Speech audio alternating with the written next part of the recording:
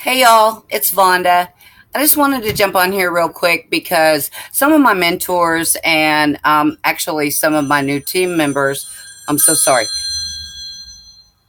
are making my mind open up even more. And I say that because in the last year, I've invested in myself. Okay. I'm getting older. I have five beautiful granddaughters, and I want things to be different in their life for them. So I took a chance on a few things. And I just wanted to take a minute to be sure that I let everyone know that the tools that I'm using every day now are things that I missed in public school. They didn't teach us. They taught us how to cook, but not how to know how to budget for that meal.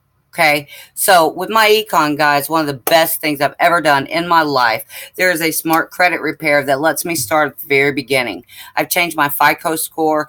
I was able to get some collections that kind of fell through the cracks years ago in, certain circumstances off of my credit history.